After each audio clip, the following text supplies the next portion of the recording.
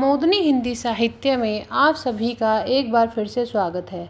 जैसा कि आप सभी जानते हैं कि हमारे इस चैनल पर यूजीसी नेट जेआरएफ हिंदी साहित्य पेपर 2 की कक्षाएं चल रही हैं।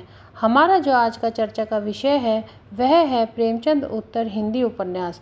तो चलिए शुरू करते हैं अपनी इस कक्षा को।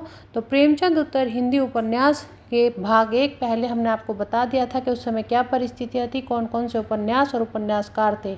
आज जो पहले की कक्षा में नहीं बता पाए वो आज हम आपको बताने जा रहे हैं। तो चलिए शुरू करते हैं।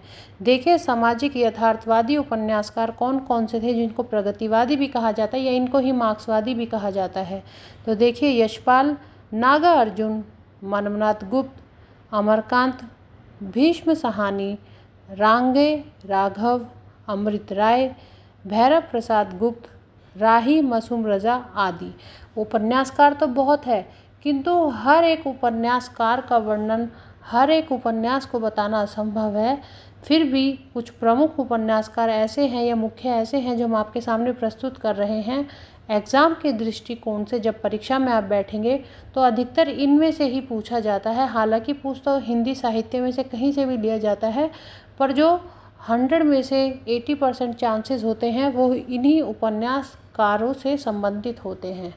तो चलिए देखते हैं यशपाल, इनका एक उपन्यास हमारे नेट पाठ्यक्रम में भी दिया है और ये क्या है कि स्वतंत्रता के पश्चात के उपन्यास है। हमने आपको बताया था कि कुछ उपन्यास है जो स्वतंत्रता पूर्व लिखे गए और कुछ उपन्यास है जो स्वतंत्रता पश्चात लिखे गए, तो ये वही हैं। तो चलिए शुरू करते हैं। यशपाल, इनका उपन्यास है दादा कामरेड, देशद्रोही, पार्टी कामरेड, झूठा सच। और ये क्या है, हमारे झूठा सच जो उपन्यास है ये किस में है, हमारे नेट पाठ्यक्रम में वर्णित है। 12 घंटे, अप्सरा का शाप। और यशपाल क्या है, एक मार्क्सवादी विचारक रहे हैं। इन्होंने भी वही कार्य किया है जो मार्क्स ने अपने समय पर किया था। वर्ग संघर्ष को इन्होंने भी एक तवज्जो दी थी। दूसरे उपन्यासकार आप देख सकते हैं मनमनाथ गुप्त, जिनके उपन्यास हैं जय यात्रा, अवसान, सुधार, गृह युद्ध, शहीद और शोहदे, जाले, अंधेर नगरी। ऐसे करके एक लिस्ट बहुत लंबी है। चलिए आगे बढ़ते हैं। रांगे राघव, जिनका उपन्यास है घरौंदे, विषाद मठ, सीधा साधा रास्ता, मुर्दों का टीला, चीवर, अंधेरे के जुगनू, राई और पर्वत, बंदूक और बीन। भैरव प्रसाद गुप्त के उपन्यास देखिए, शोले, मशाल, गंगा मैया, सती मैया का चौरा, रंभा, भाग्य देवता। अमृत राय के उपन्यास आप देख सकते हैं बीज, हाथी के दांत, भटियाली, सुख दुख, कुछ बड़ा है, जंगल और धुआं। ये अलग अलग उपन्यास है दोनों। देखिए, हमने हर उपन्यासकार को नहीं लिया, उससे क्या होगा, वीडियो बहुत लंबी हो जाएगी, आप ऊब जाएंगे। कुछ मुख्य मुख्य उपन्यास ले लिए हैं, उपन्यासकार ले लिए हैं, इनको ही आप अच्छे से याद कर लीजिएगा। देखिए, कोई भी ऐसी ट्रिक नहीं होती कि जिससे आप एग्ज़ाम निकाल ले जाए।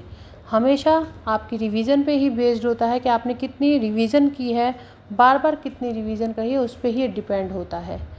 तो रिवीजन करते रहिए, कंसिस्टेंसी बनाए रखिए। उससे क्या होगा, बार बार इन उपन्यासों को या कोई कॉम्पिटिटिव बुक आपने रखे उन उपन्यासों को उसमें से बार बार पढ़ते रहिए, दिमाग में बैठ जाएगा, एग्ज़ाम के समय याद आ जाता है। ये हमेशा याद रखिएगा कि इस समय याद आए ना, पर जो एग्ज़ाम का समय है उस समय ज़रूर याद आ जाता है। तो बार बार रिवाइज करते रहिए। सिर्फ यही एक ट्रिक होती है जीतने की किसी भी कॉम्पिटिटिव एग्ज़ाम के लिए। भीष्म साहनी, झरोखे, कड़िया, तमस उपन्यास है जो इनका नेट पाठ्यक्रम में आप जानते हैं। वसंती, मया दास की माड़ी, कुंतो, नीलू, नीलिमा, नीलोफर। ये जो नीलू, नीलिमा, नीलोफर है, इससे एक उपन्यास से एक प्रश्न पूछा हुआ है। PYQs में आप जाके कभी चेक करिएगा तो आपको अंदाज़ा होगा कि किस हिसाब से आपको पढ़ना है। अमरकांत, सूखा पत्ता, ग्राम सेविका, आकाश पक्षी, काले उजले दिन, सुन्नर पांडे की पतोहू।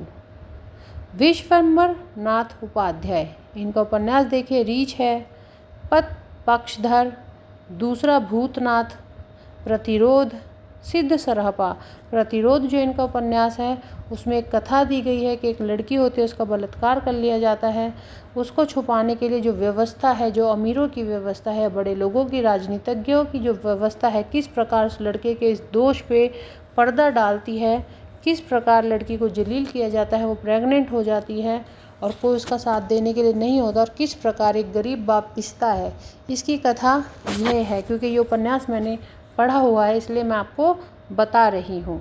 तो आप भी अगर कभी कभी आपको समय मिलता है तो किसी भी उपन्यासकार का कोई उपन्यास या कहानी या नाटक, जो भी आपको सहूलियत के अनुसार, जो भी आपको ठीक लगे, उसे आप खरीदिए, पढ़िए। आपको थोड़ा थोड़ा हिंदी साहित्य में इंटरेस्ट आना शुरू हो जाएगा।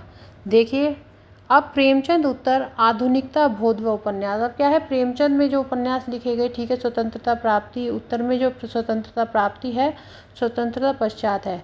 अब इसमें भी एक वर्ग ऐसा आता है जो आधुनिकता बोध से, जो मतलब 1960 से ऊपर का जो समय आता है, उसके बाद का 1960 का, उसमें क्या था, आधुनिकता बोध से शहरी जीवन हो गया था लोगों का, उससे जुड़ने लगे थे, रिश्तों में क्या था, एक कटाव आ गया था, तो उस पर आधारित है। तो देखिए, मोहन राकेश से तो आप सभी परिचित होंगे, अंधेरे बंद कमरे, ना आने वाला कल और अंतराल। देखिए, उपन्यास ही बता रहा है अंतराल किसमें, रिश्तों में।